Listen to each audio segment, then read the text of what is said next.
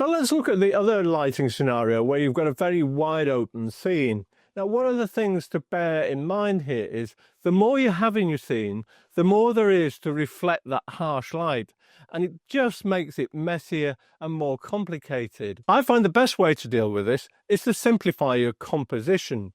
Now, usually when I'm shooting in harsh light, I won't choose a wide angle lens. I start with typically something like a 50mm or go much longer. I quite often shoot with a 90mm or even my 70-200.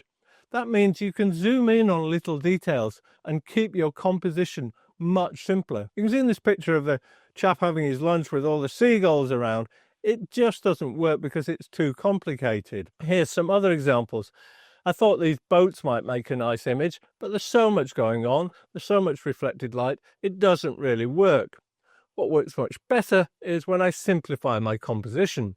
If I take just the detail of this little boat here, it makes a nice image. Similarly, in this scene of a yacht on the lake, what I've really concentrated on is the light bouncing off the leaves. It's created some lovely little patterns of colour and texture, and that's what's made my image. I could have shot a wide panorama of the whole lake, but frankly, it would have been too busy and it just wouldn't have worked. These rowing boats here on the shore made lovely little detailed shots as well, and I've got one with the young lad helping to push them out, and turning some into black and white has also made them great images. Here's an example of how having too much in your scene really distracts from the image. Here's a lady feeding the swans. It's taken at a wide angle, but there is so much going on. It was quite interesting lighting because of the trees creating all this dappled light, but because there's so many birds about, there's so many things complicating the image, I really didn't feel like it worked. So when I zoomed in and cropped down the image to just focus on her and a few of the birds, it makes a much more interesting shot. And here's another one of a girl enjoying a drink at a bar.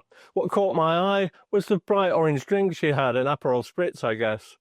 But just by isolating her and putting everything in the foreground out of focus by using a very wide open aperture, I was able to isolate her and frame her with the things going on around her to keep interest in the image.